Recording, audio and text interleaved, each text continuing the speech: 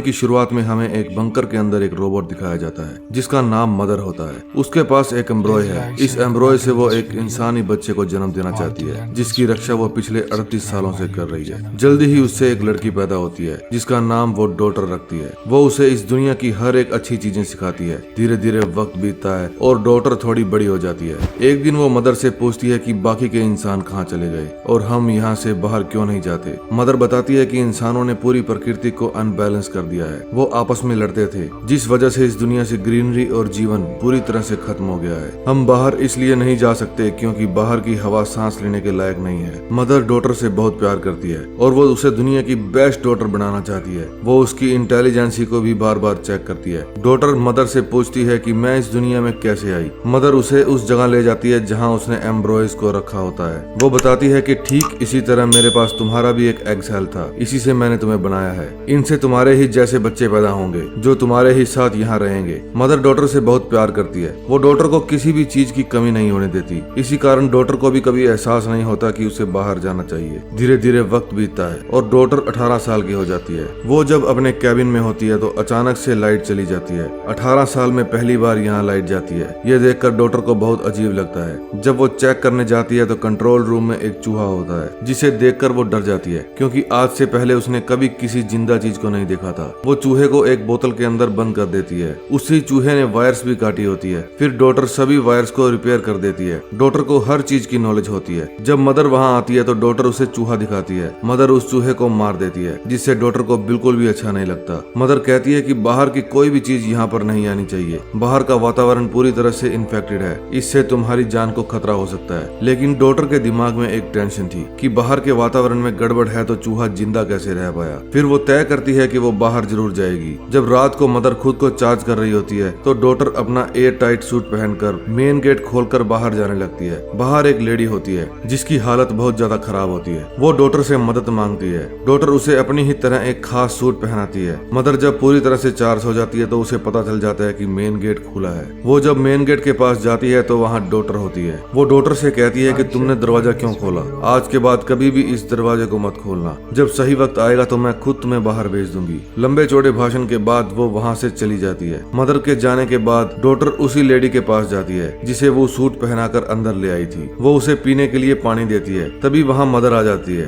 वो उस लेडी को देख लेती है। उस लेडी के पास गन भी होती है जिसे वो मदर पर हमला भी करती है। मदर उसे पकड़ लेती है। तभी डॉटर कहती है कि उसे छोड़ दो, उसकी बॉडी में कोई भी इन्फेक्शन नहीं है। डॉटर के कहने पर मदर उसे छोड़ देती है और उसका ट्रीटमेंट करने के लिए भी मान जाती है। वो उसे कैबिन में जाने के लिए कहती है लेकिन वो रोबोट पर विश्वास नहीं करती और अपना इलाज करवाने से इनकार कर देती है। डॉटर को कुछ भी समझ में नहीं आ रहा होता क्योंकि मदर ने आज तक डॉटर से झूठ बोला था कि बाहर कोई भी जिंदा नहीं है। फिर डॉटर मदर के पास जाती है और कहती है कि आपने कहा था बाहर इन्फेक्शन फैला हुआ है और बाहर कोई भी जिंदा नहीं है, तो ये जिंदा कैसे है? बाहर और भी लोग जिंदा होंगे, हमें उनकी मदद करनी चाहिए। दरअसल ये सब बातें मदर ने ही डॉटर को सिखाई होती है, इसलिए वो इतनी दयालु होती है। मदर कहती है ये पूरी लैब इंसानों ने बनाई थी। उन्हें पता चल गया था कि बाहर दुनिया खत्म होने वाली है। मुझे नहीं पता अब तक इंसान बाहर जिंदा कैसे हैं। तुम उस लेडी के पास जाकर उससे पूछो बाहर कितने लोग जिंदा हैं। वो मुझसे डरी हुई है। मैं अगर उससे पूछूंगी तो वो मुझे कुछ नहीं बताएगी। जब डॉटर उस लेडी के पास जाती है तो देखती है कि उसे गोली लगी है। डॉटर कहती है कि डरो मत, मैं खुद तुम्हारा इलाज करूंगी।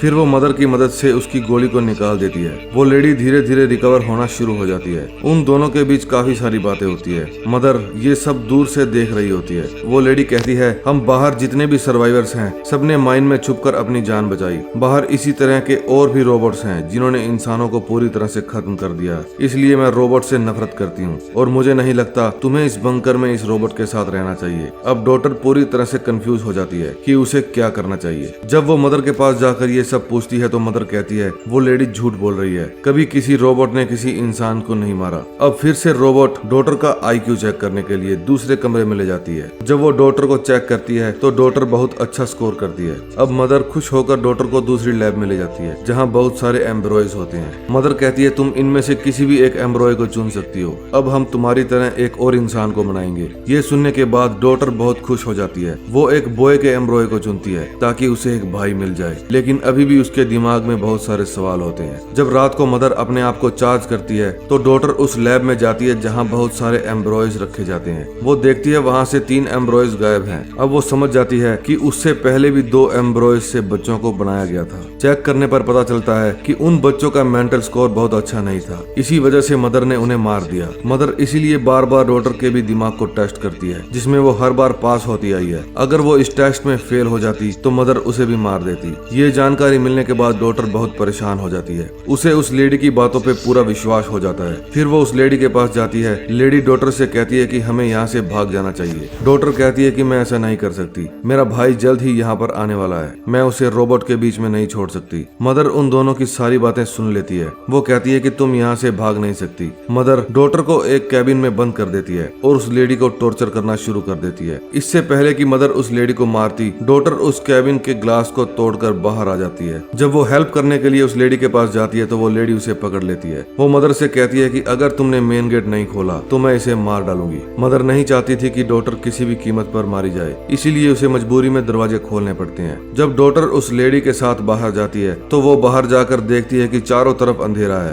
हर तरफ धूल ही धूल छाई है और राख ही राख फैली हुई है। दरअसल इंसानों ने धरती पर ऐसी ऐसी जंगें लड़ी थी जिससे धरती का वातावरण पूरी तरह से प्रदूषित हो गया था। जब वो थोड़ा आगे जाती हैं तो देखती हैं वहाँ पर फसलें होती है जिन्हें बड़े बड़े रोबोट्स उगा रहे होते हैं। वे उनकी रक्षा कर रहे होते हैं। डॉटर को कुछ भी समझ में नहीं आता कि ये ऐसा क्यों कर रहे हैं। वो उस लेडी के साथ आगे बढ़ती रहती है। आगे जाके वो लेडी उसे एक कंटेनर में ले जाती है। डॉटर हैरान हो जाती है क्योंकि उस लेडी ने कहा था कि वो अपने साथियों के साथ माइन में रहती है। इसका मतलब वो लेडी झूठ बोल रही थी। जब डॉटर उससे पूछती है तो वो लेडी बताती है कि हाँ, पहले रहा करती थी, लेकिन जब हमारा सारा खाना खत्म हो गया तो मेरे साथी एक एक करके मारे गए। मुझे खुद को बचाने के लिए यहाँ पर आना पड़ा। इस दुनिया में अब मेरे अलावा कोई भी इंसान नहीं बचा है। ये बात सुनकर डॉटर को उस पर गुस्सा आ जाता है। वो कहती है तुमने मुझसे झूठ कहा, मुझे लगा बाहर और भी इंसान होंगे। वहाँ लैब में मेरा भाई अब तक जन्म ले चुका होगा। अब वो डिसाइड करती है कि वो वापस लैब में मदर के पास जाएगी। जब वो लैब के पास जाती है तो वहाँ बहुत सारे रोबोट उसे घेर लेते हैं। वो उसे स्कैन करते हैं। जब रोबोट्स को पता चलता है कि वो डॉटर है तो वो उसे अंदर जाने की इजाजत दे देते हैं, लेकिन डॉटर बहुत ज्यादा डरी हुई होती है। उसे लगता है मदर उस पर हमला करेगी,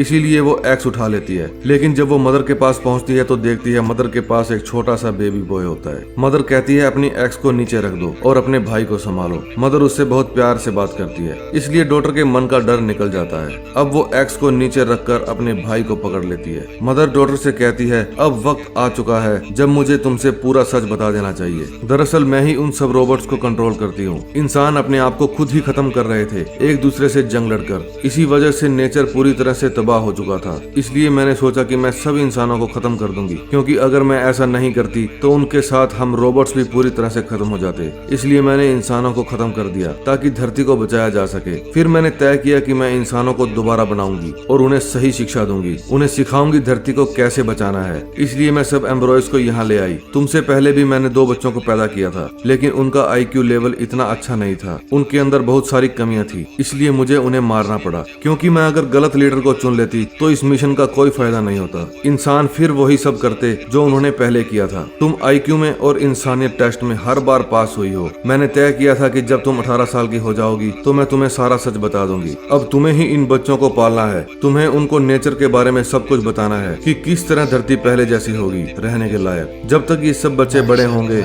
मेरे रोबोट्स बाहर की दुनिया को फिर से रहने के लायक बना देंगे। अब इस नई दुनिया की लीडर तुम होगी। वो जो लेडी यहाँ पर आई थी वो भी मेरा ही प्लान था। मैं चाहती थी तुम उसके साथ बाहर जाओ और बाहर की दुनिया को देखो, लेकिन जब तुमने अपने भाई के लिए वापस आने का फैसला किया तब तुम अपने आखिरी इम्तिहान में भी पास हो गई। तुम मेरे अकॉर्डिंग बिल्कुल परफेक्ट हो। मदर कहती है अब मेरा काम खत्म हो गया है। तभी डॉटर कहती है कि मैं चाहती हूँ कि आगे की कमान मैं ही संभालूं। अब धरती पर मानव जाति को इन रोबोट से कोई खतरा ना हो, भले ही इसका कारण जो भी हो। बस ये कहकर डॉटर मदर को शूट कर देती है। तभी हमें बाहर का सीन दिखाया जाता है। एक रोबोट उस कंटेनर तक जाता है और उस लेडी से कहता है कि हमने जिस मकसद के लिए तुम्हें जिंदा रखा था अब वो मकसद पूरा हो गया है। फिर वो उस लेडी को मार देते हैं, क्योंकि वे नहीं चाहते थे कि धरती पर कोई भी ऐसा इंसान हो जिसके अंदर नफरत हो, गुस्सा हो या किसी दूसरे को नुकसान पहुंचा सके। उधर डॉटर उस लैब में जाती है जहाँ बहुत सारे एम्ब्रॉयज होते हैं। वो अब इन